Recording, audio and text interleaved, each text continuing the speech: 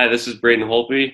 Hey, this is Tanner the Bulldozer Bozer. Hi, this is Brian Burke from Toronto, Ontario. This is Daryl Sutter. Hello, everyone. I'm Carly Agro from Sportsnet Central. This is Jay Onright. This is Quick Dick coming to you from Tofnell, Saskatchewan. Hey, everybody. My name is Steele Fleury. This is Kelly Rudy. This is Corey Cross. This is Wade Redden. This is Jordan Tutu. My name is Jim Pattison. Hey, it's Ron McLean, Hockey Night in Canada and Rogers Hometown Hockey, and welcome to the Sean Newman Podcast. Welcome to the podcast, folks. Happy Wednesday. Happy hump day.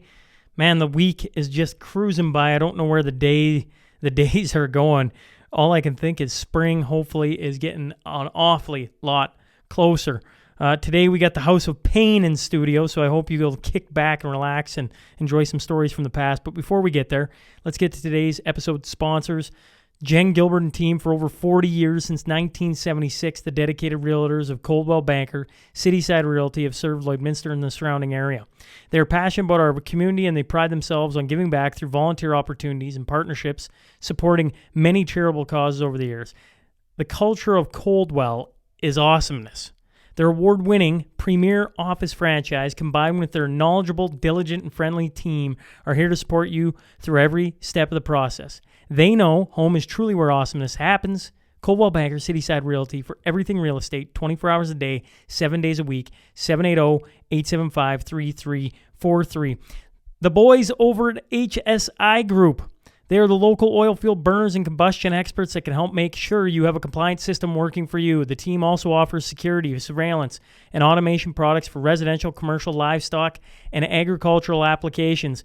If you are sitting at your house right now going, I don't know what I'd need HSI for. Well, if you're looking into security systems, or maybe you've had that salesman come around and trying to offer up this, that, and the other thing, why not keep it local? The boys are just here in town. They can stop by, get you hooked up. It is slick. We still we have the fob keys here at the studio. You just swipe, in you go. Now for a house, we're talking surveillance, cameras, getting it all hooked up to your phone, that type of thing, so you can know what's going on at all times and have peace of mind, right? They use technology to give you that peace of mind so you can focus on the things that truly matter. Stop in today, 3902 52nd Street, or give Brody or Kim a call at 306-825-6310. T1 Ranch Supply. They offer steel windbreakers, steel fence posts, 3.5-inch, 4.5-inch, 7-inch, steel paneling, and steel gates. They offer corral building, but they can also just give you the supplies and you build it yourself. They wanted me to highlight the steel windbreaker, guardrails on a steel frame 24 feet by 8 feet high. Thing is impressive, shall we say. Give Jason a call at 780-205-2809 or shoot him an email, jason.newman@tbar1.com. They will last so long, you can put them in your will. It's all steel, folks. It ain't going anywhere. Jim Spenrath and team over at Three Trees Tap and Kitchen. Did you know, if you follow them on social media, they give away a gift card to one lucky follower every single week, just by following them. So if you hop on their social media and follow along with them, all you got to do is just interact, and there's a good chance that you can win a free meal, all right, or a gift card towards a meal. Or how about the growlers filled there at their location? I'm talking 4th Meridian, Ribstone Creek. And I got asked, well, wait, do they fill any other types of growlers? Like, do they got, different types of beer? Oh, yeah. They got Guinness, Coors Light, Belgian Moon, Alexander Keys. Oh, and a couple of Three Trees on there as well. Canadian. Nobody cares for Canadian. Who am I kidding? All right? So you can go get growlers filled there. The team over there has been awesome. If you're looking for a reservation, call 780-874-7625. Crewmaster Transport. Since 2006, Crewmaster has been an integral part of our community. They are a leader in the oil and gas industry, but I want to shine a light on what they do behind the scenes for our community. Now, Heath and Tracy continue to give to projects, whether we're talking yours truly, the podcast, the Health Foundation, minor hockey, or other community initiatives.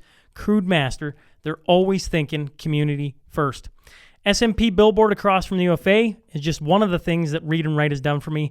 If you've been in the studio or seen some pictures of the quote on the wall, the Joe Rogan quote, the SNP logo, or if you go down to, Factory Sports and see the cardboard cutout now of me sitting beside, that's right, some SNP hats and sweaters sitting at Factory Sports. You can now get some gear. But that all comes from Read and Write, the images and the artwork. And I got to give huge props to Mrs. Deanna Wandler for her hard work and dealing with my brain and how I am. Gartner Management, they're a Lloydminster-based company specializing in all types of rental properties to help meet your needs. Whether you're looking for a small office or a 6,000 square foot commercial space, give Wade Gartner a call, 780-808-5025. And if you head into any of these businesses, let them know you heard about them here. All right? Here is your T-Bar 1 Tale of the Tape.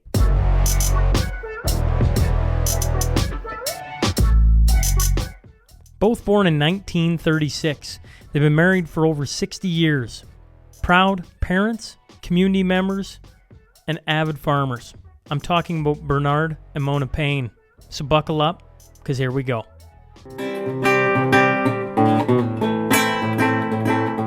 It is August 9th, 2020. Today I'm joined by Bernard and Mona Payne. So first off, thanks for coming in. You're welcome. Now, I guess you were both born in 1936. What are some of the things you remember when you were first growing up? One thing I remember was going back to the war is my uncle Bern Younger was called into the war. So that's the part I remember about it. You remember him actually being called to the war? No, in the war, I should say. Yeah, because he was called in 40. So I would only be 4. Only 4, yeah. Did he survive? Yeah.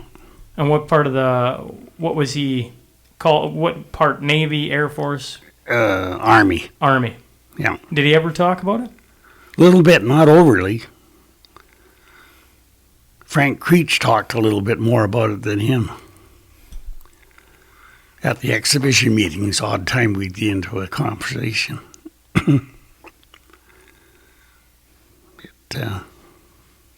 Mainly it was just hard times they talked about. What do you think about the times that we're currently in? Not good. You ever seen anything? You both are 84, correct? Yeah. No. Yeah. Yeah. Yeah. I'm 84 in November. Isn't that right? I shouldn't be talking. Yeah. You were born, yeah. So, in your lives, have you ever seen anything quite like what we're going through? No, I'd have to say this is actually very hard times. Yeah. And we're not through with it yet. It's the problem. I don't remember much about my early years. Just Mom worrying about the war. I can remember when her son was born, she says, "Oh my goodness, now I might lose my boy to fight." But that's the only thing. There would have been back then. You wouldn't have had a TV out on the farmsteads. No. You wouldn't have had. You would have had a radio, I assume. Right. Yeah. Do you remember listening to the radio for reports? Anything along that lines? Not much. We used to listen to Fibber McGee and Molly. Listen to what now? Fibber McGee and Molly. Isn't that it? Right, I don't know. And the Lone Ranger in Toronto. right. Mom and Dad didn't talk about it much. I don't remember.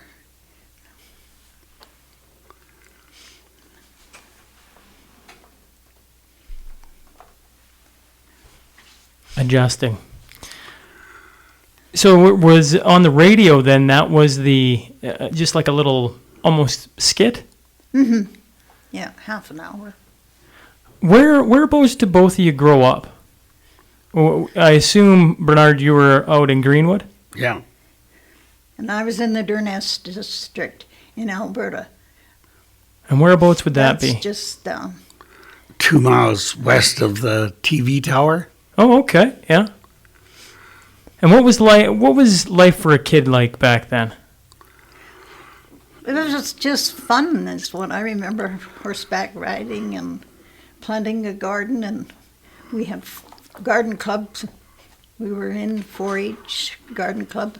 I'm not sure it was called 4-H then, but Don't think so. for the kids, I think we didn't. We just grew. We had chores and You remember what some of the chores you had to do was? get the wood in for the fire and feed the chickens, gather the eggs. What do you think of kids today? They have life pretty easy. They have life easy, but they're they're a lot smarter than we were somehow. Do you think so? Well, in a different way. How so?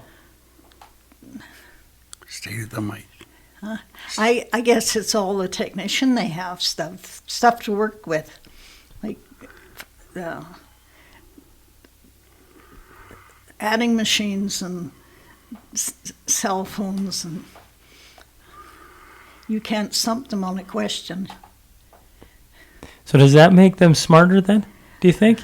Well, It allows them to have a device that makes them... yeah. Yeah. I listened to some of the chores you're doing and some of the work you would have had to do and the stuff you would have known manual labor-wise and how to milk cows and That's right. eggs milk and cows. put in the fields and harvest the fields and pull that all out. And Yeah, we were girls, 2 girls, and we learned to stook bales, and not bales, but sheaves. Yeah.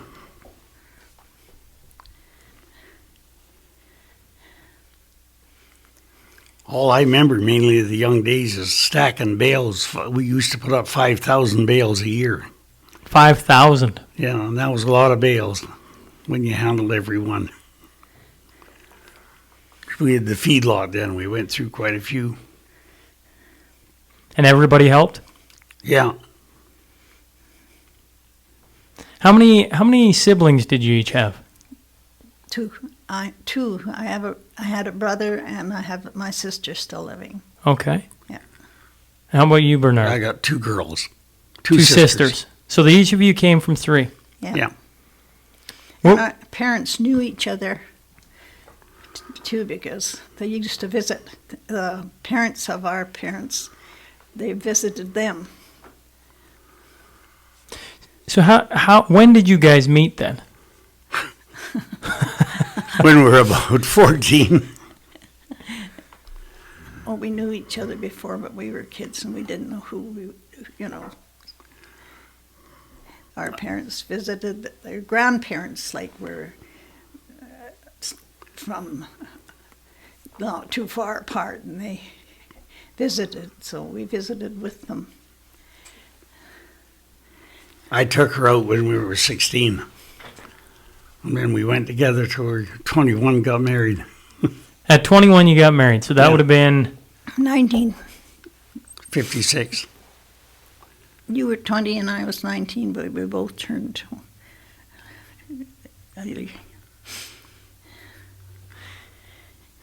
How many years does that put it at? Now I'm doing the math in my head, and I've been 64. We've been married 64 years this last July. So what can you tell me? What words of advice come out of 64 years? Well, I can say that we had hard times and we had some very good times. Seems like the older we've got, the better the times have got. Like the last 3 years, the boys, they won 3 trucks with the cattle. And things like that make it very interesting.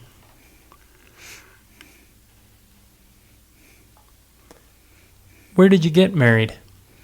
in the St. John's Anglican Church. Just a little closer to the mic there, Mona. St. John's Anglican Church in Lloydminster. Talk straight into the mic. Oh, did I talked away from it?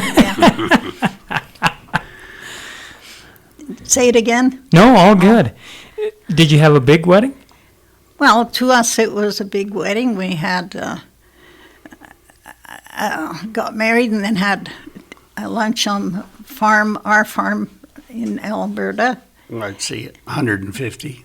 And then we went on a short honeymoon Where'd you go? to Banff, down to actually to Jasper and then down to Banff, right? Yeah. And then back home.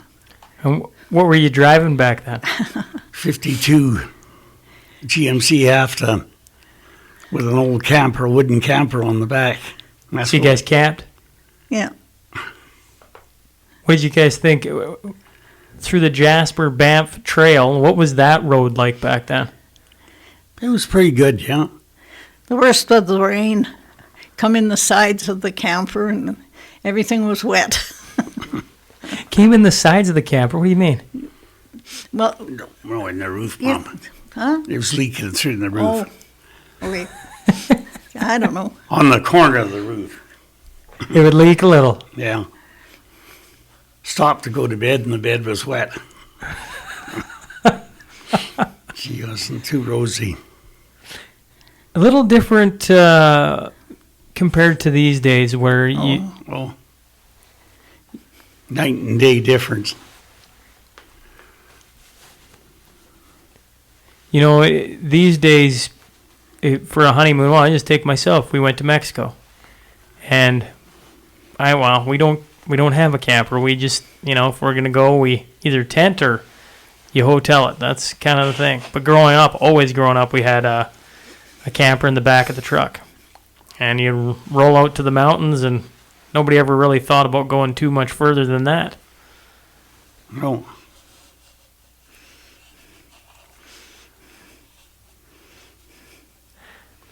How about school?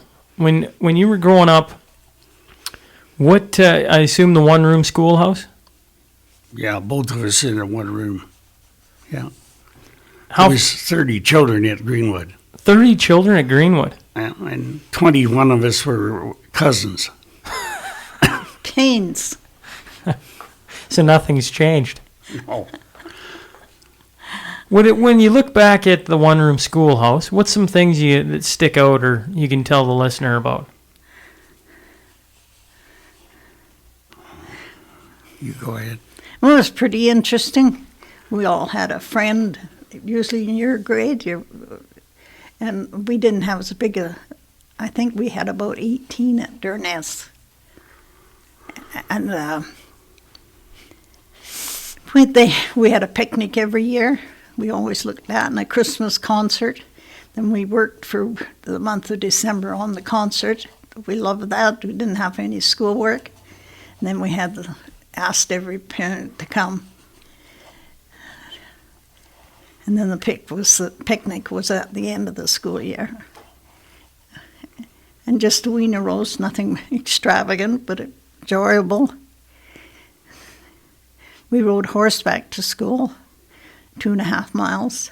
One way? One way. One way. Do you remember what time school started back then? Well, I think it was 9 o'clock. 9 Yeah. o'clock.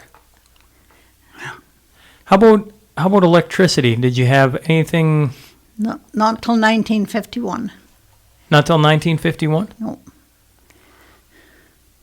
At our place. Some other people had electricity, but then I think the big signing up was at 51. In Alberta, and we were In Alberta. 53. So what did you think when you got electricity? Well, all you needed was one plug-in was the best thing. Now these houses all got one plug-in. You haven't got enough plug-ins. Is it We needed one for an iron and one for a kettle. And that Mom thought that was wonderful. That was the first electrical things was an iron Yes. and a kettle. Yeah.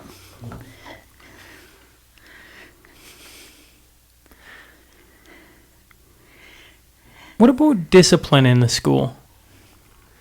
Did you ever get the strap Yes. or the... Well, do share. Yeah, I got it once.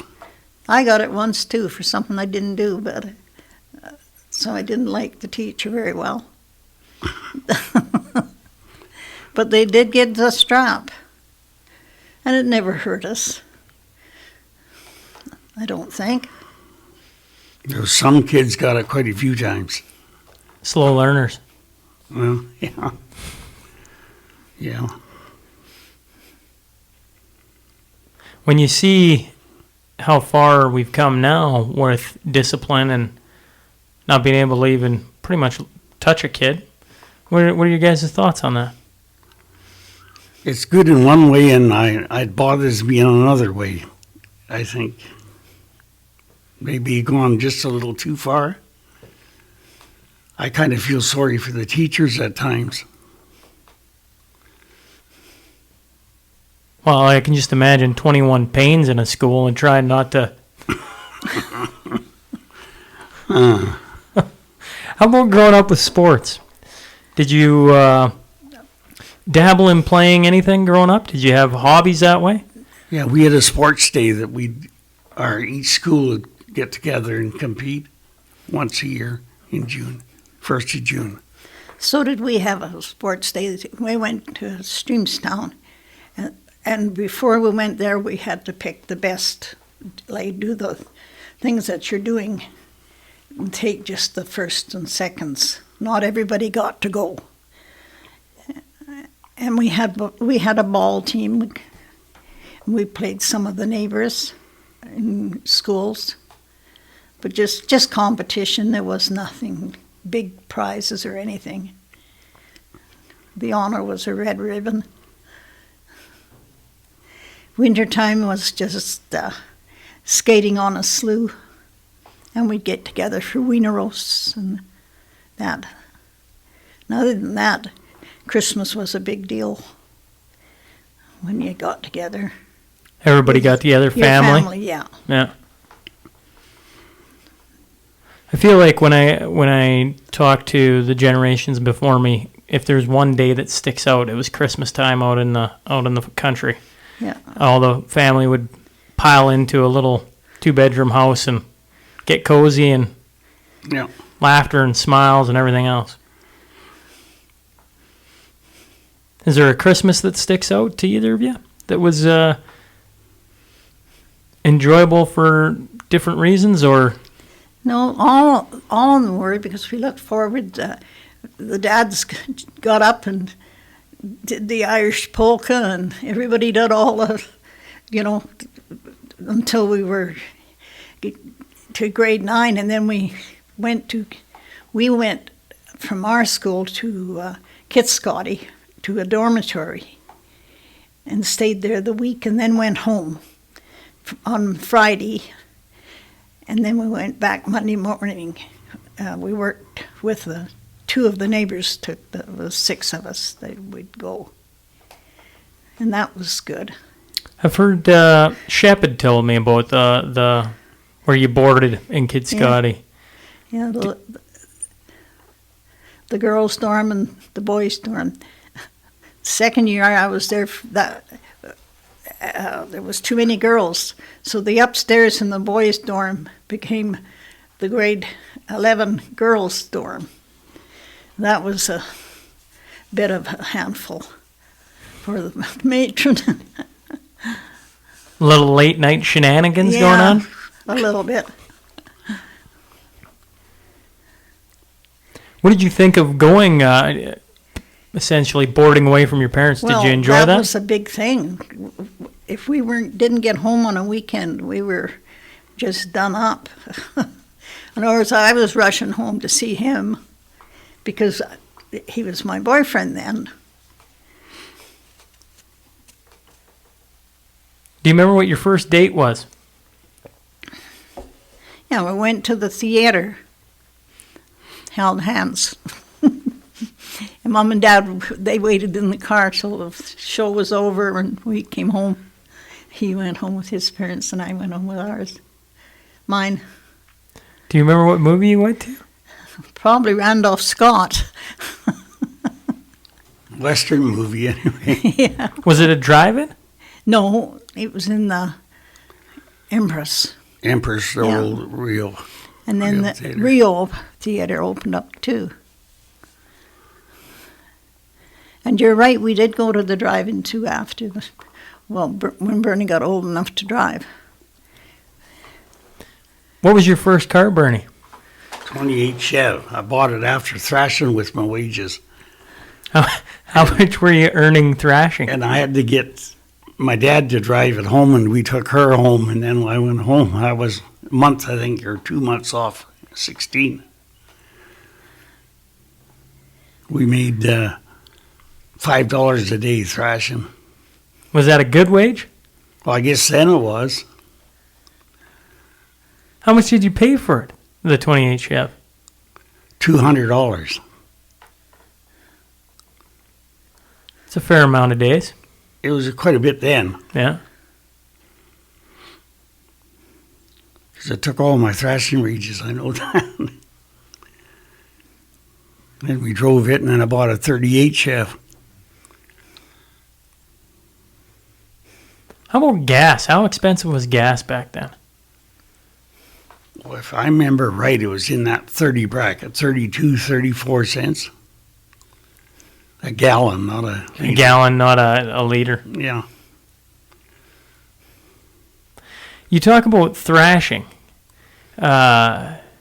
You've, in your lifetime, have seen on the farming side a crazy amount of change in size of units, cost of units. I mean, the ability to just farm more land as a single farm than ever before. Yeah. What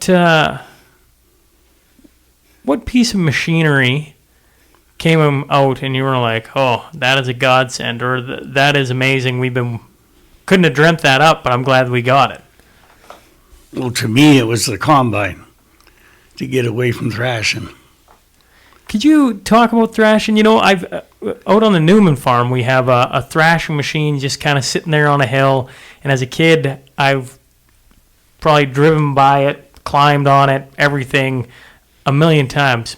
But to see one live and working out on the field, maybe you could walk us through a little bit of that. Yeah, well, my dad owned a thrashing outfit, and we thrashed about 10 neighbors. And there was 8 teams with haul bundles, like 4 to a side. And there was a field pitcher to help speed it up. So would you fork everything onto it then? Yeah, everything was done with a fork.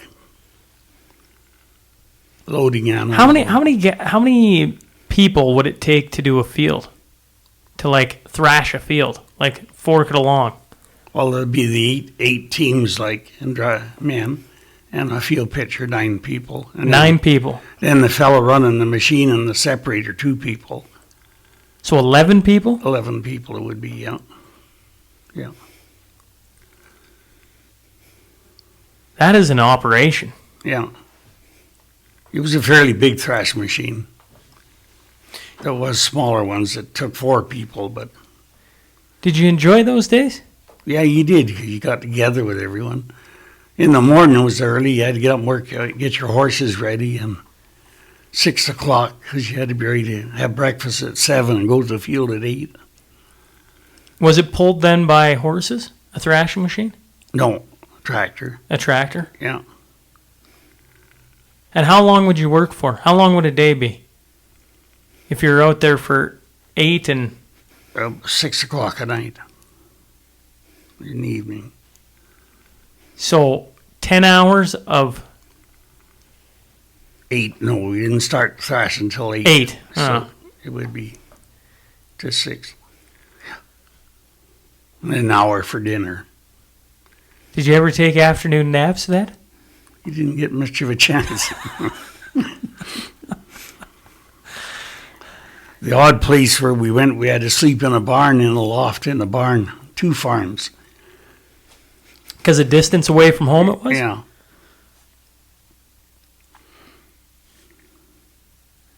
Do you remember the day that you got your first combine? Pretty well, yeah. And what did you think of that? Like, to just be like, well, we don't have to hire back 12 guys this year. You know, well, we started with a small one, so we did half combine and half thrashing. And then we got a large one and we ran away with the thrash machine. Did you think you'd pick the short straw when you got put on the thrashing crew and not on the combine? Oh, it made you wonder. I did the combine most of the time, but guess I was spoilt probably. How about you guys, you get married, you go on your honeymoon, and then you decide to have 6 boys. Did you always want a large family? No. I was going to have a perfect family, a boy and a girl. You just wanted 2? Yeah. Quite a difference. That's quite a difference. But we've enjoyed them all.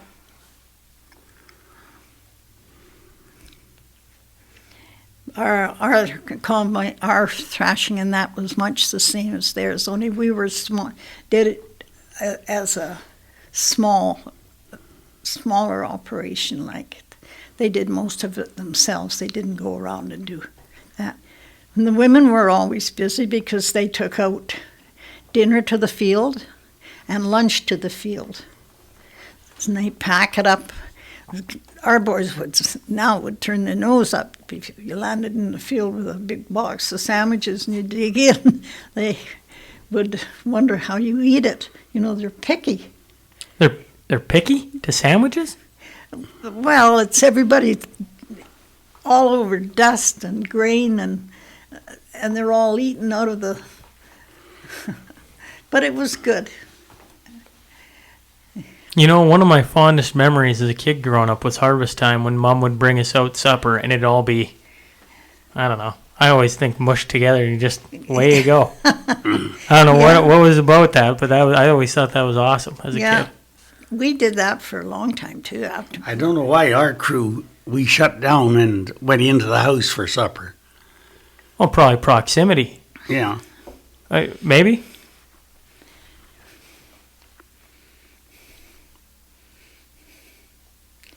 It was a lot easier for the women, you know, to have it in the house and pack it out to the field.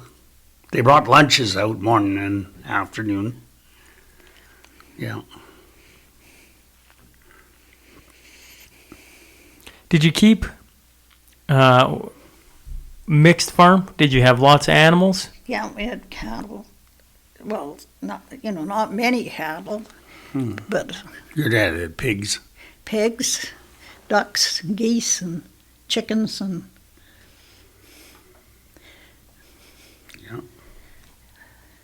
and when they're thrashing, the wife is meant to look after all that. Men have no time. They swear. We remember doing that with them. I remember with Mom, she milked cows.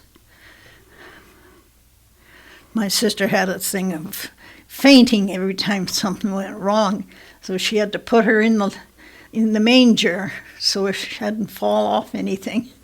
So she, yeah, and then it gradually got so that you didn't have to milk cows. You bought your milk, but those were good days when you think back on them. You weren't worrying about going somewhere and that you didn't need to really. Nowadays you've got to take part. I think it's one of the interesting things that happened. Even I'll even put my hand up with the COVID lockdown that happened, where nobody could go anywhere, and no sports could happen, and no school could go on, and no work could happen, and everybody just got locked in their house. Don't go see anybody else but your own family. Mm-hmm. Yeah. And you realized, geez, don't mind this too much. Just being around my family is quite enjoyable. Although there was probably other people who went, man, I can't stand this. I need to get out of here. But a lot of people realized pretty quick that, the little place where we hang our hat at night ain't so bad, and we don't need to be going 100 miles an hour. No, that's right. What I felt the worst was coming in for coffee. I missed my coffee and visiting with the boys. Yeah, because you're older and got so he could go and do that. He did miss it. He had the coffee with me all day. Where do you go for coffee? Co-op. Oh, a co-op guy. Okay. Yeah. And what time in the morning are you up for that? No, I went in the afternoon. Oh, you're an afternoon coffeeer. Yeah. Yeah, since his health got poor, he's not an early riser because he doesn't sleep good. I have to ask, in your coffee row, what are the what's the topic of conversations most days? Well, that's hard to believe. You never know what might come out. Do you guys talk about the old days a lot, or you talk? No, more what's happening now. Now. Odd time old days, if something comes up, somebody's sick, and then you get talking about their family or something. But you never know what's going to come up. I'll probably repeat this phrase 1,000 times in the next hour, but over the span of 84 years, I was thinking, you had the radio, and then the television comes out. And you have the paper, that's how you find your news, and then the television kind of, you got the evening news. Can you wrap your head around what we got right now with the ability to have a phone that can just basically connect you with anywhere in the world, and, as soon as anything happens, it immediately beeps your hand, and is that a good thing or a bad thing? Oh, it's definitely a good thing, I think. Yeah. But we look back though, and we wonder what did we do all winter long when it's dark, and you just sit in the house. Well, I know we didn't get the television right away, but how could you manage without now? What do? You watch television. Well, back then we played cards most of the time. A lot of cards. We did too. What was the game of choice back then in cards? Canasta was one of the main ones. And a crib for two people. There were different kinds of games too that other people had. Yeah. There was a bridge cup party. Yeah, bridge. Yeah. Well, you think... Sorry. No. Those kids with their, I'm not sure these phones are so great when they just sit there, come in here and they're click, click, click. You're way too far away. Oh, sorry. I don't even say anything. I kind of enjoy this. Yeah, it's interesting. They don't know how to sit and have a conversation. We haven't got one. We haven't got a new phone? No. You're better for... I don't know. I think you're better for it. It becomes a real emergency. It's a habit.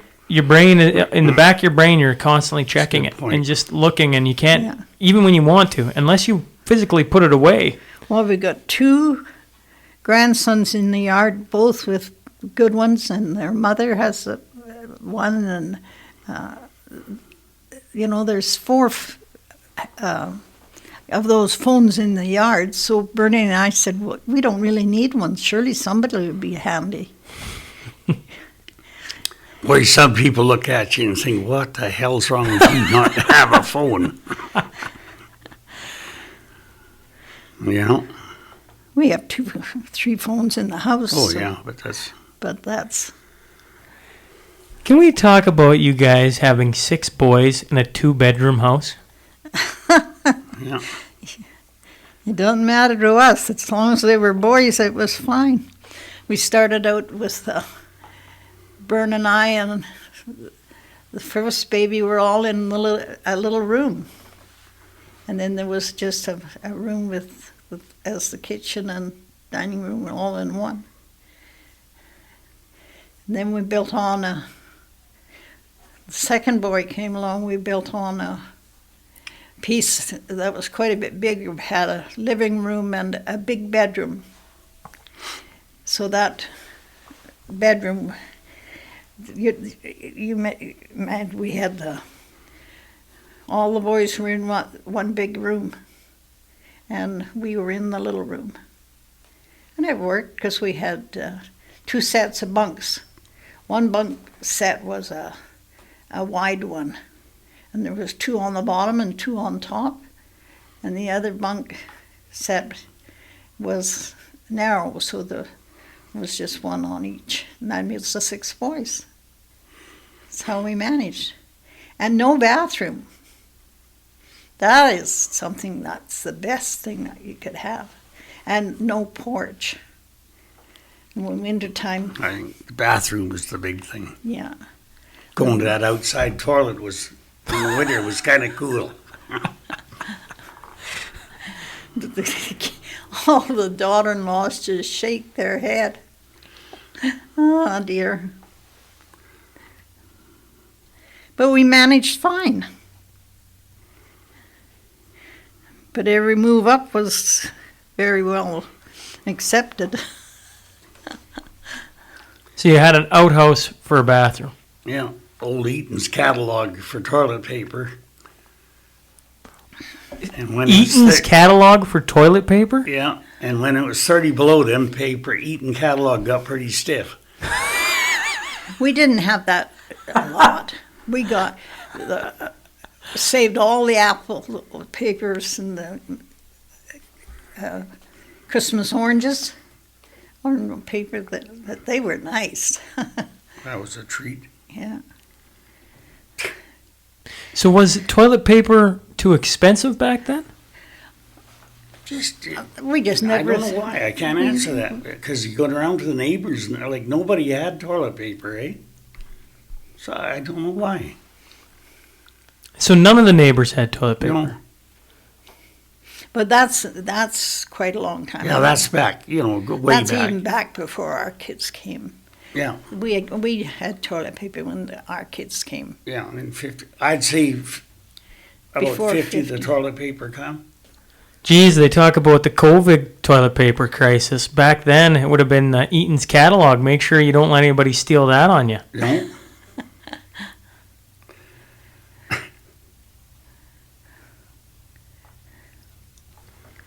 What would you wash your dishes in?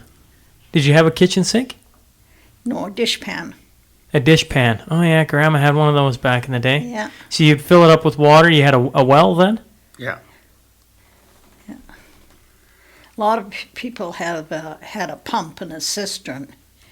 Underneath the house? Yeah, they call it that. But we didn't have that. We did. Yeah, your mom and dad did. But So pretty nice. was the cistern just an open pit? Oh, no. No, It's under closed, the kitchen floor. right under the house, eh? Yeah, Yeah. And it went right up to the floor. yeah. Yeah. It's made of cement, isn't it? Yeah, cement. To get water out of the cistern, though, would you pail it? No, it had a pump. Like It had a this. pump on it, too. Yeah, little hand pump. The big thing with those, you had to really watch when it started to get full, to get a heavy rain, run over in your basement. That's when you really had to watch.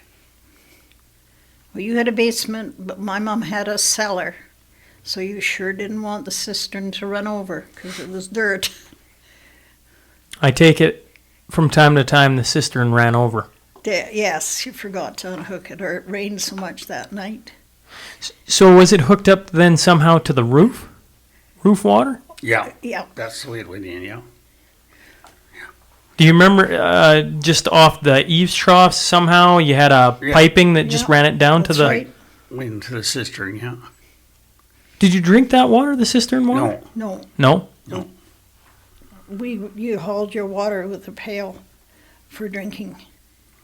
Well, you just get clean water, pump it up from the well. How about I'm forgetting the word right now, but actually cellars to keep your canned goods for the year.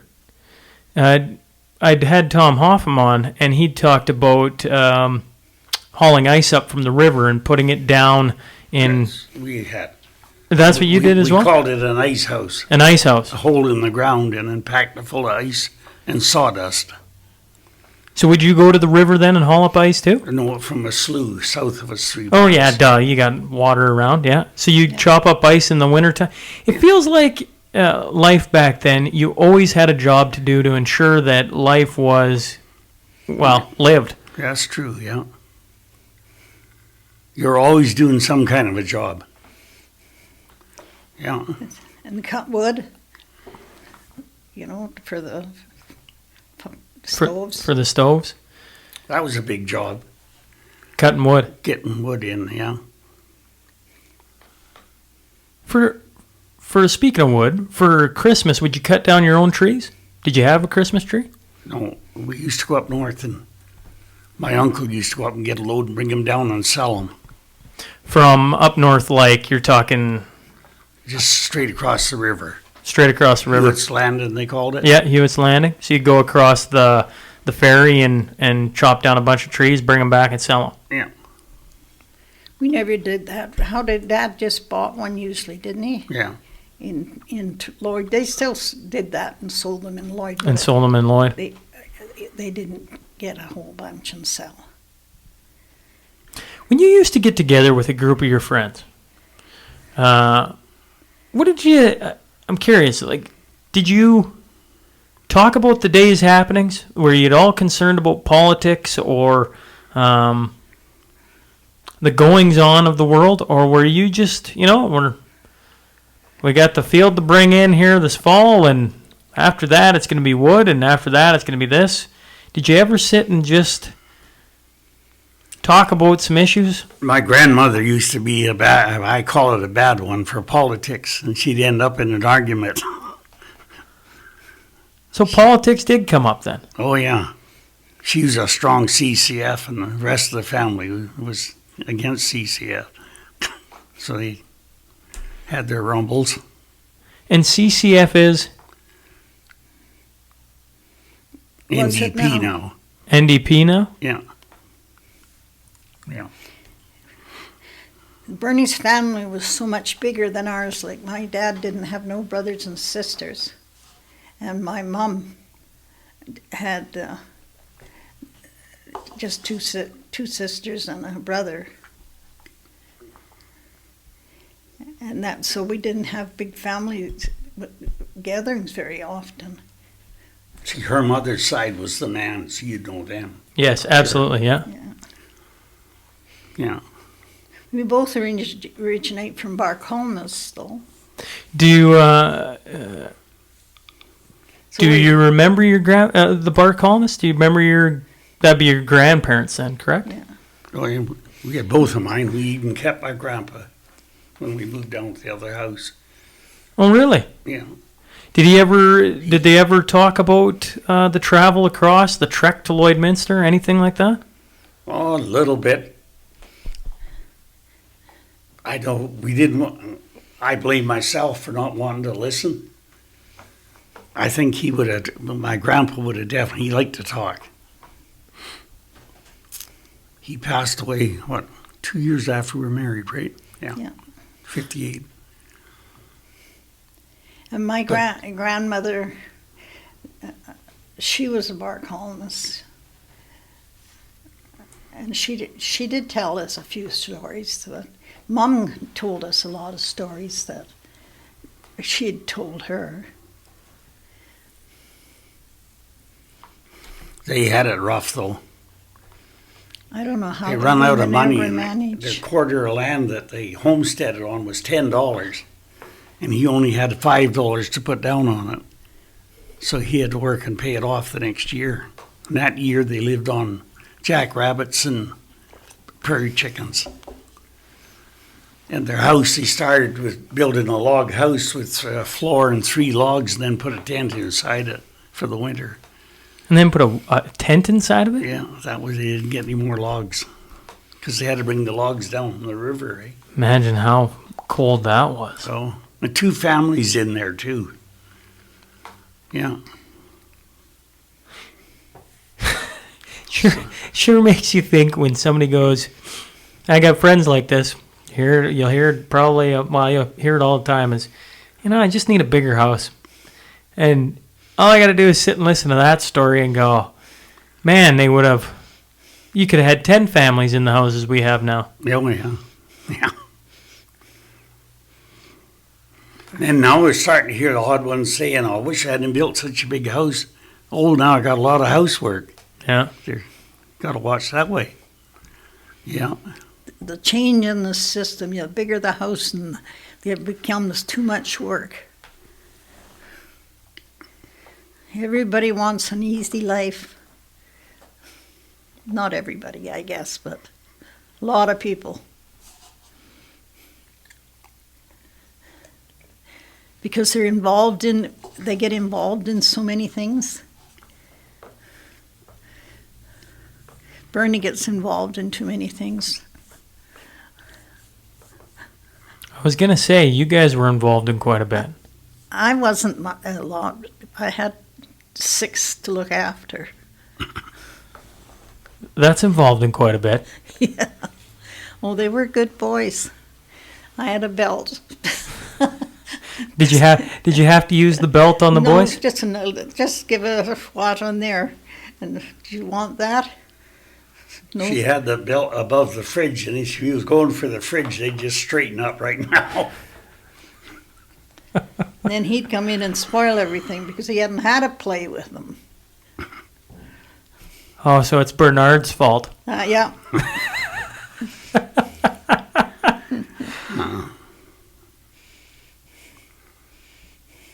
Do you think everybody wanting an easy life breeds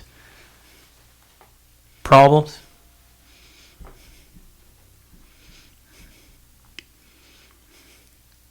They must do somewhere because there's still work to be done.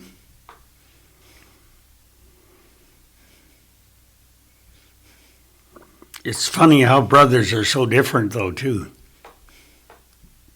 In our family, like in their ways and what they like and what they want to do. We got the 2 grandchildren there now. Scott's 2 boys. They're not going to leave the farm, they say. So I don't know. Raising 6 children, what were the things you worried about? And when it comes to mind right now, drugs is pretty prevalent. Drinking and driving is pretty prevalent. Getting tied up in the wrong friend group, I guess I would say, and them leading you down a dark path, that kind of thing. Mm-hmm. Or just something, well, and honestly, and now you start to hear more and more about kids being molested or things like that. Yeah. Growing with your children growing up, what were some of the things at that time and age that you worried about, or were there many things you worried about with them? Oh, definitely. I worried about drugs because everybody said when they went to junior high, that's when they become involved in them. But I haven't had any trouble, never had any trouble with drugs. We used to worry about it, though. Oh, yeah. Because we had 2 or 3 of the neighbors' kids quite bad in them, and that makes it a little harder. Was there anything you did to try and steer them away from it? Keep them busy. I mean, there's lots of work to do on a farm. Usually anything. High school, too, making sure they didn't go to school with too much money. Because that way they could buy the drugs, eh? Hmm. And usually if they had very little money, they didn't bother them for drugs, eh? Yeah. And a few things went on that we never knew that nowadays we've heard them tell little things that... Well, kids are pretty good. I'm sure you two had something you hid from your parents for a long time. Yeah. Speaking of which, what did you do for mischief back in the day? What was your way of breaking the rules with your parents? I didn't break the rules. Oh, I see. My problem was with my mother. I used to sneak the odd drink, buy the odd bottle, and she didn't think much of that when I was 14. What was the drink back then? Was it beer? Or was it something else? Beer and wine. And wine. You could buy a bottle of wine for 60 cents. 60 cents. Yeah, and then we could afford that. And where? And from Lloyd, or was there a place out? No, Lloyd. From Lloyd. Yeah.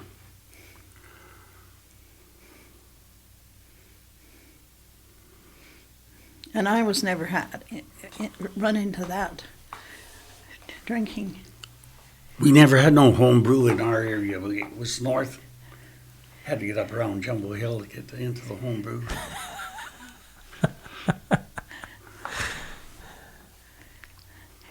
They had school district dances that we all went to, and people got high there, but it didn't bother us because we were young and thought they were funny. For smoking weed. Or whatever they were doing. Fair. Yeah. That used to be a big thing. Your beer at dances in those days would freeze in the sleigh box or the cutter or the back of the truck. He was the one that got into trouble, not me. Yeah.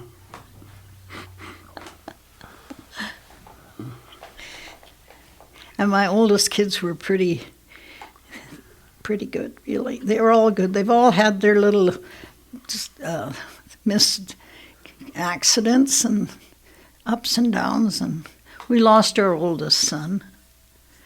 We only have 5 left. Mm-hmm. And he left us with a son and 3 boys.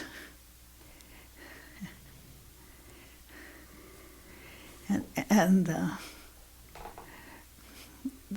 the girl remarried Kevin and his 2 brothers. Kevin's an ardent ball player and sports fan. And they seem to be doing pretty good. And he married an ace girl. He plays with the Meridian Twins. Okay. I think there's nothing worse than losing a child, even if he was a man. I assume then that was probably one of the toughest days. Yeah. Yeah.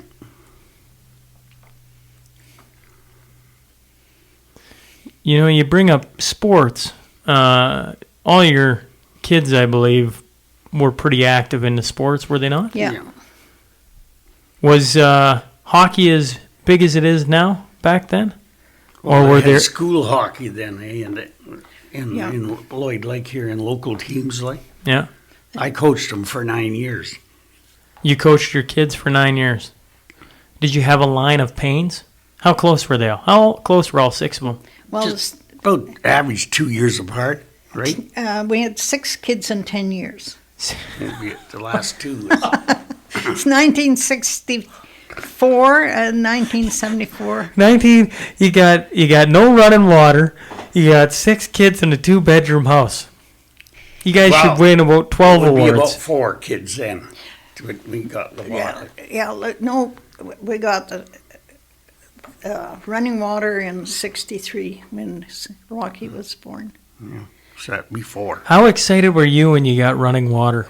Oh, it was just great. I could just throw it out the door and to not have to go and carry it up. But we melted a lot of ice lake and that. We always had It was about for washing, like we would melt ice and. about 100 yards to the well from our house to haul the water. How many times a day would you do that? Oh, we were pretty careful with it. Yeah, Twice a day. We're pretty stingy with the water. Nobody wasted any. Does it pain you today then to see how much water is wasted? It's terrible. Turn the tap on. We got to get it cold, and the water's running out. That I've given my kids heck. Come on now, you don't need it. I'll put there's an ice jug in the fridge.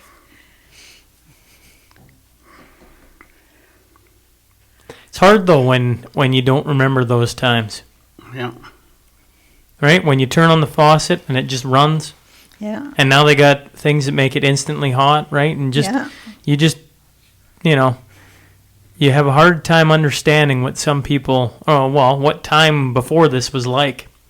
And we're all terrible in the fact that if it was bad 5 years ago, you slowly forget the bad years. Yeah, I can't even remember how I bathed all the kids. It was such a zoo. Did you, with six kids, did you have diapers? Did you do cloth diapers? What did you do? You did cloth diapers Cloth diapers. because you couldn't afford to do the others. Buy like those. At least we couldn't.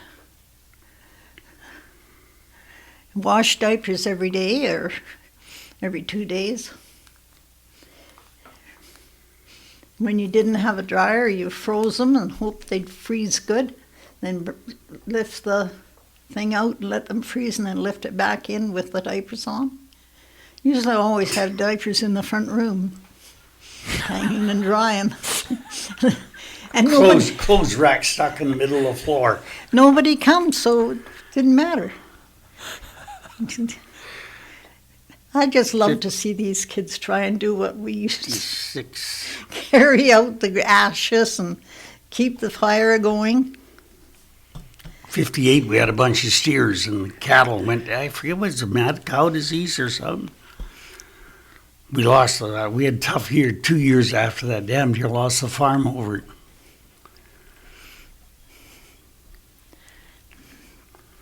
Yeah. When you say you almost lost the farm, what were some of the things going on that food was scarce? Well, obviously money was scarce. Can't say we ever went hungry. Well, that's one thing being on a farm. You always got something to eat, you know. Big gardens? Big garden, yeah. You should have a big garden. Yeah, Mom and the did deep too. freeze is a wonderful thing. I canned a lot, but it wasn't very enjoyable canning. You know, I'm reading a book right now about Jim Pattison, and he talks about Saskatoon during the dirty 30s and tent cities and people being broke and not having a job and starving and the Saskatoon gave everybody that was unemployed, I can't remember the exact word now, I'm going to screw it up, but it was either unemployed or gave everyone in town a garden plot because they needed a way for them to feed themselves. Wasn't that good? Like Trudeau dishing out money. That's when you think about it, it sounds like a long time ago because Yeah. it's 100 years, right? Yeah. 100 years sounds like an awful long time, but realistically, that's one person's lifetime. That's the difference they've seen. Well, in They've the seen. summer you pick berries just like everything. Well, one of my fondest memories growing up was Grandma'd take us out Saskatoon berry picking. Yeah. We'd My pick mom pail was- and pail and pail. Yeah, my mom was a great berry picker. I was terrible. I didn't like berry picking very well. I liked eating them. Yeah, that's They used to go up to old Bill Lindsay's there in the hills there, picking them all the time. Well, you wouldn't be that far from there. No. No. It's funny because now, we rely so much on that grocery store to be fully stocked and to have everything. And because in my lifetime, we used to, well, Mom still does raspberry jam and things like that. yeah. And picks tons of raspberries and freezes them, and picks tons of everything and freezes them. So I still remember doing that. But my kids, unless you teach them that, will never. No. I mean, unless things go sideways, we'll never have to worry about that because now you get strawberries year round, you get raspberries year round, you get anything year round.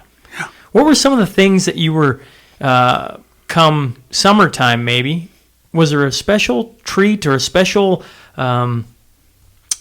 fruit or food that came into the grocery store that only came in a certain part of the year that you were like excited to have?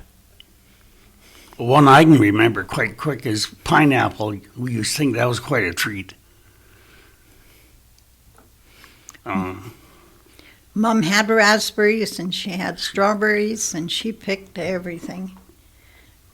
And made jam and fruit. And then once the freezer, she froze it, and that was easier too. And bitter. One of the biggest things for the ladies, I think, come out in the power was deep freezes. Get away from your ice house and all that. I mean, it sure helped.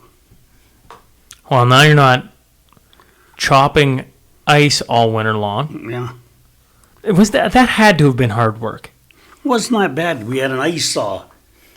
And you sawed blocks of ice, like, Yeah. then you stacked them in the ice house. Yeah. I used to kind of enjoy that, especially when we dropped the truck through the water. You dropped a truck through the water. Yeah. Anybody get hurt? No. No. It was only about 4 feet deep of water, but Yeah. it's a headache to get it out, though. How did you get it out? Did you a tractor to come Well, yank we it? had to unload the ice for to start with. It was the back of it was full of ice. Yeah. And then get a pole and blocks and lifted it up and leveled it so we could drive it off, eh? How 'Cause cold you and couldn't wet? pull it with the tractor because you drag it against the ice. Like. Yeah. So you had to lift it up so that it would get out of the water and then pull it back. Yeah.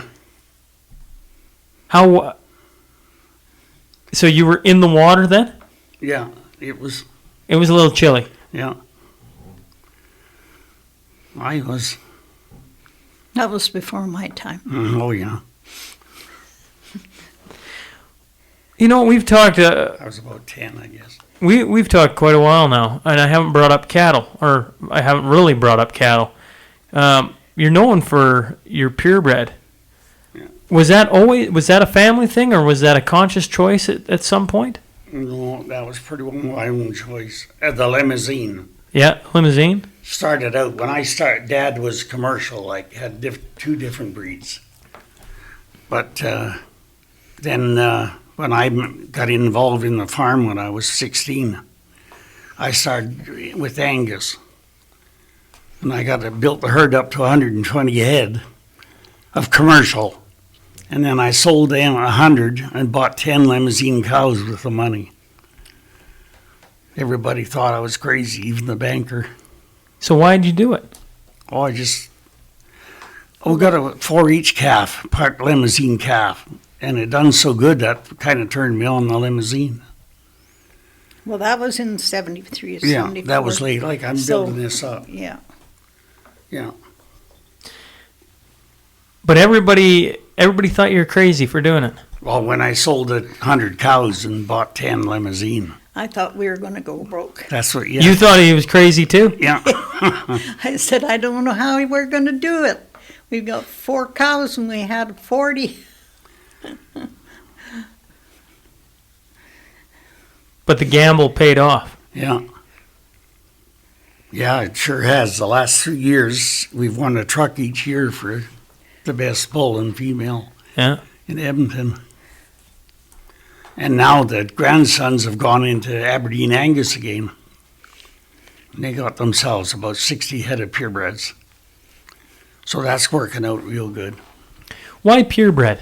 Was there other than just how well it did? Was there anything else that attracted you, or was it something growing up you thought, I don't know. gee, we should get into that? I don't know whether I was lucky or what, but in the limousine, the purebred just seemed to, like, you'd double or triple the money per animal. Like. Yeah, So it kind of turned you on. yeah.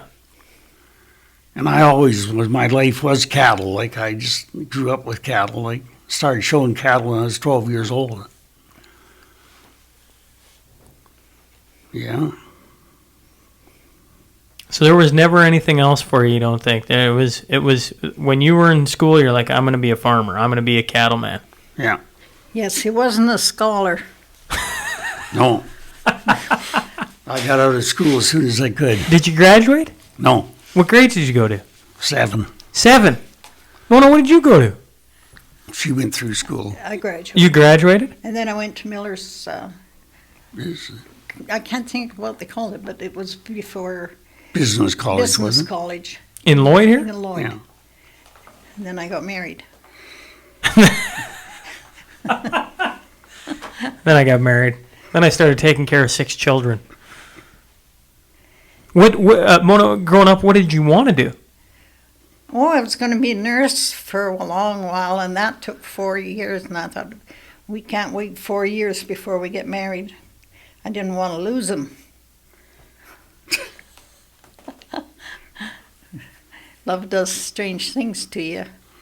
It certainly does. So I got scatterbrain right now. I'm popping back to this. With 6 children in a 2-bedroom house, if you just needed some time to yourselves to just do whatever, how did you get away from 6 children? Did you have a babysitter? Could you get a babysitter? Oh, they'd go to school. We'd had them. They went to bed at 9 o'clock, eh? Yeah. 8 o'clock. 8 even some of them. Yeah. Yeah. So then my kids went to bed. None of that running back and forth. they were very good that way. I guess I was pretty grumpy. But I don't think I hurt them.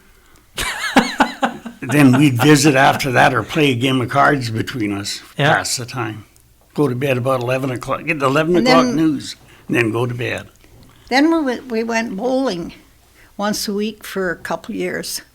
And the neighbor boy, as long as I had them in bed, he would come down And sit for an hour for 50 cents.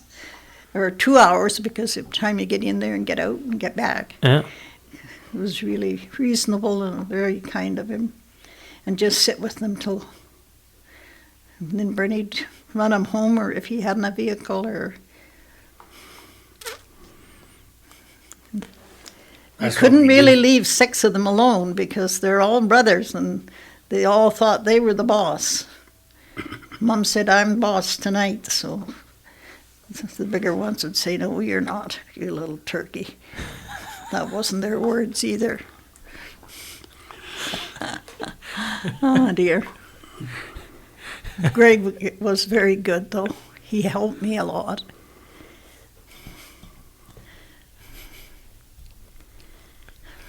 That was actually the only entertainment we did once a week was come in and bowl 3 games and for something to do. I'd come in once a week and buy my groceries from Matheson's, Okay. and I could leave 2 kids in the car right outside the door so I could see them practically. And then 2 could come in, and then maybe 2 would stay with his mom. So nobody got hurt too bad. Till you look out the window and, yeah, I couldn't hold it, Mom. I had to go to the bathroom. Nowadays it would be a... Yeah, you couldn't do that anymore, could you? No. George Matheson was very good to me. He was awful good to you. He would let me run out and tell them something, and they'd get a treat too if they were good. And like treats weren't very plentiful when you had to buy 6 of them. The old treat thing seems to work even now these days with children. Well, back in those days, did your mother buy in Green Streets? No, Hillmont? We had the Hillmont store, but I believe, well, no, Mom always went to Lloyd and got everything. If we needed some milk or eggs, we'd go to the Hillmont store. But there wasn't a whole lot by the time I was, well, in my memory, there wasn't a whole lot. There was, in Green Street, by the time I can remember, there was the auto body shop is where we'd go to get some trucks fixed and minor things. Everything else was Lloyd. Yeah. And once I went to school, I could go, didn't have so many to take with me. But now, if I bought that box of groceries, it would cost me double, 3 times the amount. You know what you pay now for the groceries. Well, the last 2 months, groceries have gone terrible. Yeah. Yeah. You know, we discussed cattle a little bit, and I've kind of been hopping all over the place on you. I apologize for that. My brain, I don't know what's up with it today, but you worked in Lloyd X for 37 years?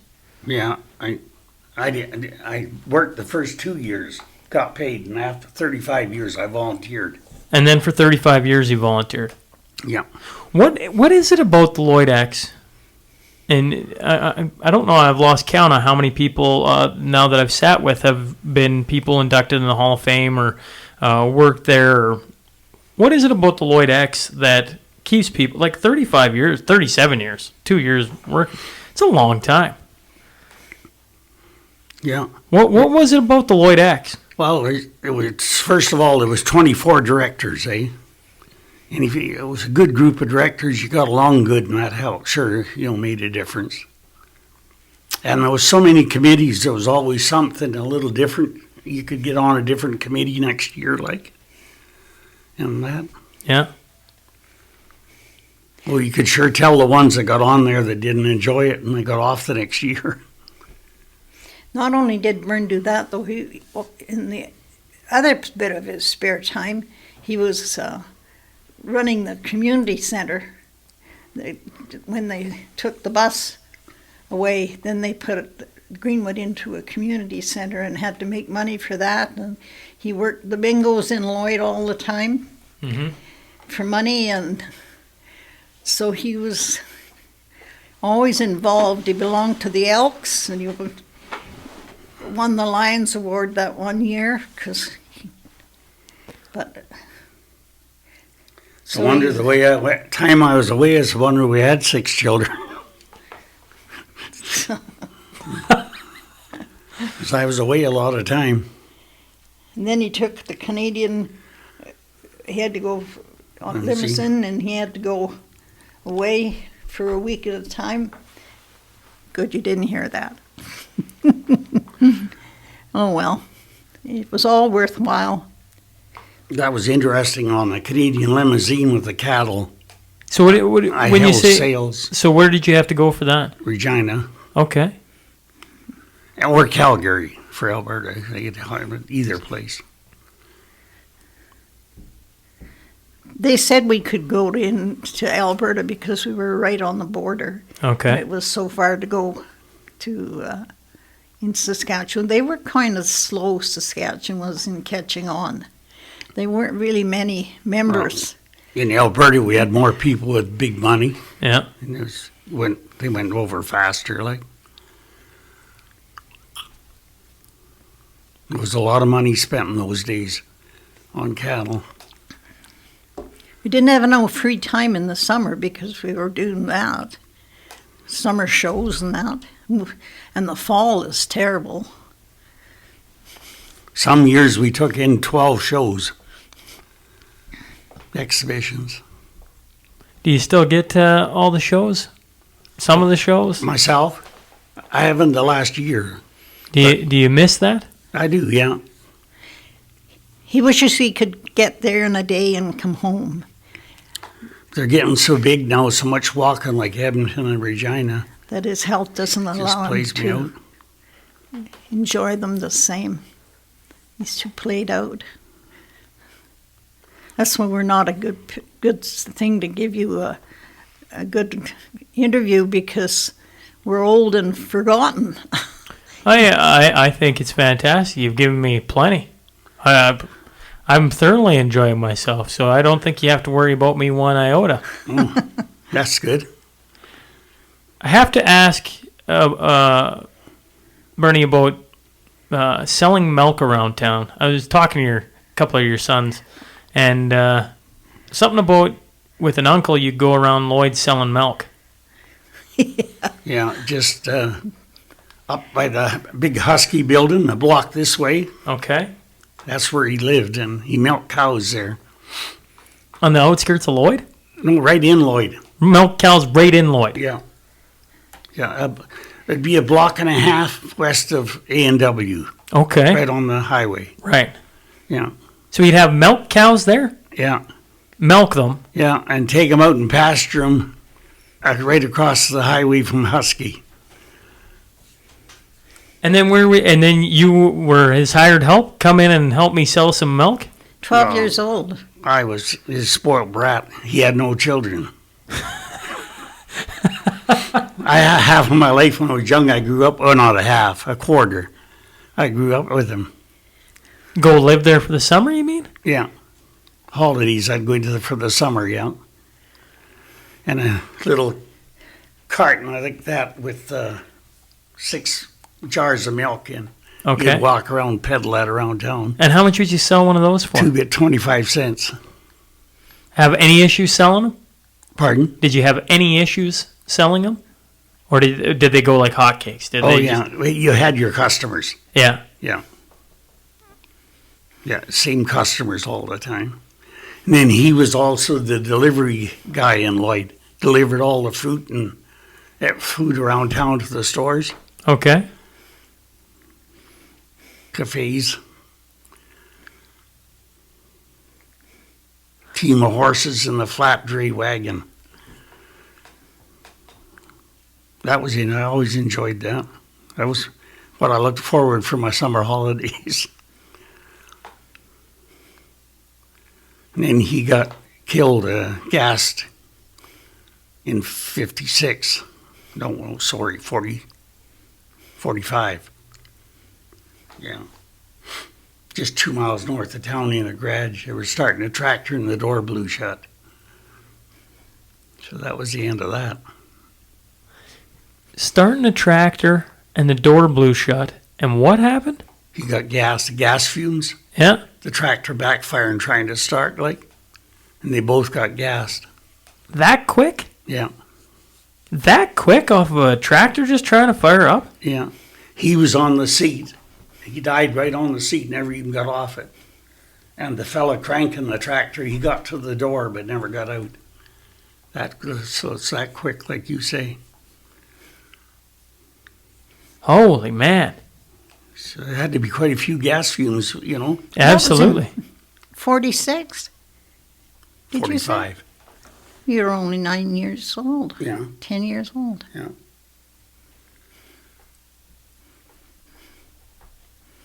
How about the red wattle pigs? Oh, yeah. That I thought was a joke. That all happened. I was the president at the time of the exhibition. And Closer Ray to the Nelson mic. and his wife, and Don Mazankowski and his wife, we had supper together. We were around touring the exhibition, and here we come across these 2 red wattles on display. And Marie says, I'd sure like to get into them. And I thought, you? And of course, Ray, he liked money, eh? So we got talking, and the women, I forget how much they give me. I think they give me $10,000 each. And that night they decided to be my partners, the 2 women. Started buying red wattles, went down to Minnesota and all over hell. You drove down to Minnesota to look at red wattle pigs? Well, actually, I was in Ontario at a cattle sale, and I flew over there and met a fella from up north. He liked money too. The 3 of them. But that was something that they didn't have big litters. They had about between 4 and 6. But when the first little one would come, you'd say, there's $1,000. Next one, 1,000. Every 5 minutes, $1,000.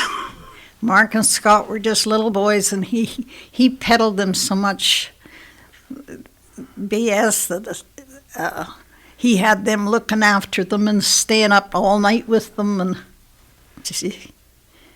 You didn't want to lose them. And they sold like hotcakes. I never put one ad in the paper. So then, make a story short, the Alberta government sent me down to Texas to promote Alberta beef. So Al Airdrie, I don't know if you heard of him. He went. I took him for just a friend. And one day I asked one guy if I could borrow his car, go out to the jungle where these pigs were supposed to be. So he gets out there, and here all they're living on is just roots, no green at all. That's why they were known for no fat, eh? So once we fed them grain here, they were no different than our pigs, eh? So I couldn't get home quick enough to get out of them.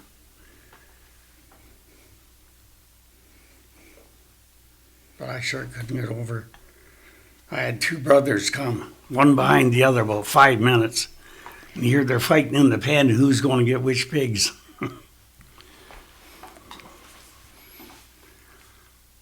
Yeah. And they came out of that all right, too. Murray and Lorraine. Lorraine? Lorraine. Yeah, Lorraine.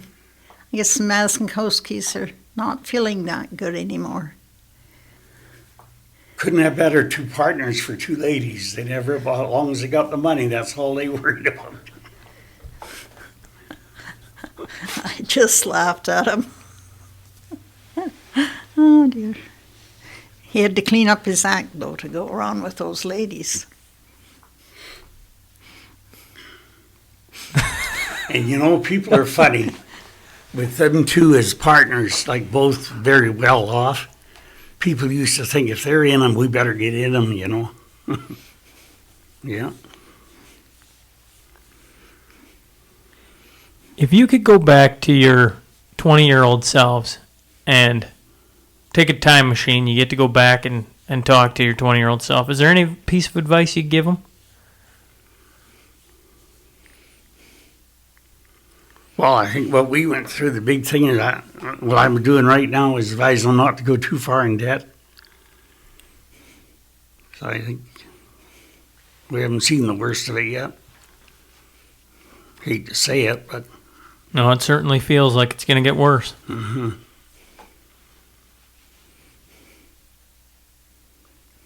How about you, Mona? Yeah, but I don't like going in debt.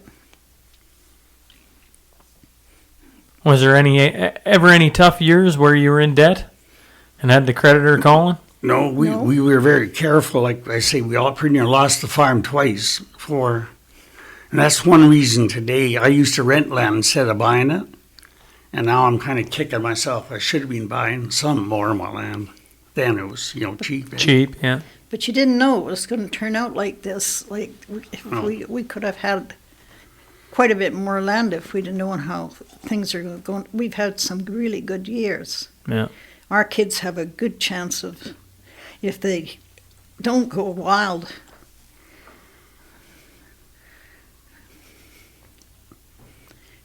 But when things come easy, they go easy.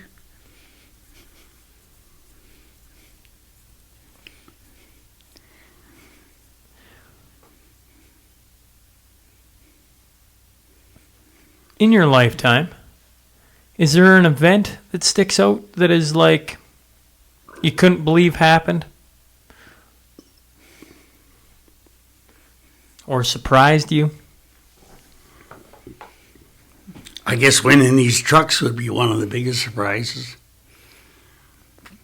We hoped that one day that we would win a truck. We came close 3 or 4 years, maybe more, of that one of the boys would win. And then actually Burns with help them, but they got the trucks. So Byrne went and bought a truck just before they won one, so he didn't get a chance to get it. Boys needed a truck.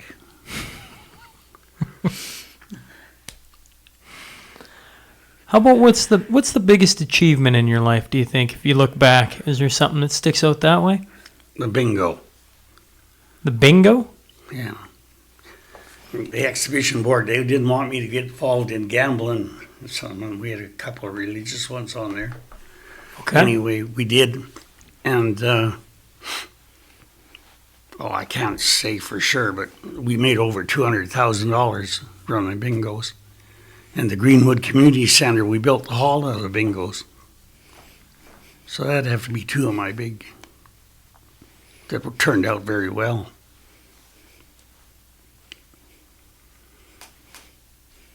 Yeah. We're very lucky that it went off so good because people volunteered to help. And we had no problems, no arguments and fights that were worth counting. I guess there'd been the odd disagreement, but we'd never have had that nice hall at the school if we hadn't had that. Yeah. I think a lot of areas like Hillmont done good out of bingo too, I think. It was good for the area. Well, I think when you look at smaller centers, you got a lot of people who put a lot of hours into volunteering and finding ways to drum up some money so that you can do community projects. Very true. And it's very cool to have, yourselves and everybody who's come before you, and I'm sure to come after you with these archive interviews. You come from a time where everybody, or at least it feels like a lot of people put a lot of hours into community projects, because back then Lloyd was pretty small. Yeah. How big would a Lloyd been when you were first married and coming in and getting groceries? When I was delivering that milk, that was when I was about 10. Yeah. I think it was around 2,000 people. Yeah. Yeah. So it's pretty crazy to see how big it's got then. Yeah. Even the last 10 years, the building got crazy there. Yeah. Well, since our parents have passed away, we just say, my gosh, they would have a bird now trying to drive in Lloydminster.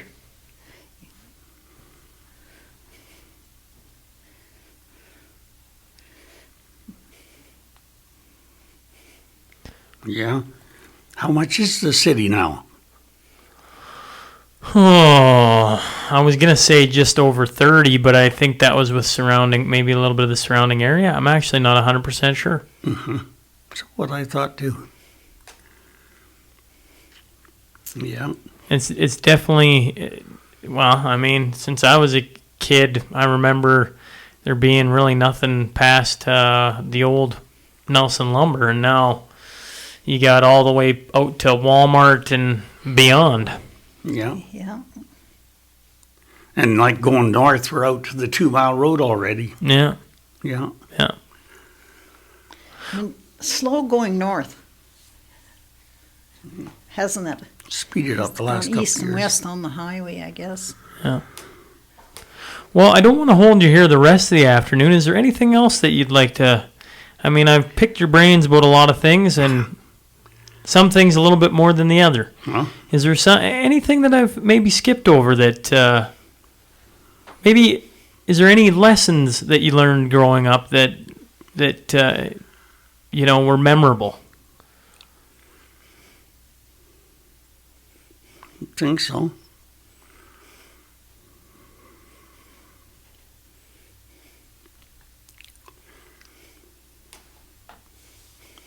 There's probably times I wish I'd have got more schooling when I got involved in these big like in the Canadian Limousine. I could have used more education in that. Yeah. But it's surprising what you learn after school too in these different groups. As long as you like it and take an interest in it, you can learn quite a bit, but it can be slow otherwise. Yeah. Unless you can think of something, Mom. No, I'd like to see families stick together and keep some old-fashioned ideas, Christmas and that. Have you got a bathroom here? You betcha. Why don't we leave it there anyways? Well, I thank you guys for coming in and sharing a bit about your life. It's been really good. Oh, I enjoyed talking to you. Hey folks, thanks for joining us today. If you just stumbled on the show, please click subscribe. Then scroll to the bottom and rate and leave a review. I promise it helps. Remember, every Monday and Wednesday, we will have a new guest sitting down to share their story. The Sean Newman Podcast is available for free on Apple, Spotify, YouTube, and wherever else you get your podcast fix. Until next time. Hey Keeners, thanks for tuning in to today's archive episode. I hope you enjoyed it. Look forward to Friday as well. We got another one coming out, 3 in a week. It wasn't exactly how I had it planned, but we got one about fantasy hockey coming up here on Friday, and just time sensitive, so we're going to release a third one out. I know if you guys are listening this long, you're probably excited for another one to come out. And if you're the champ and got your feet up on the desk, get back to work. We'll see you guys Friday, all right? Until then.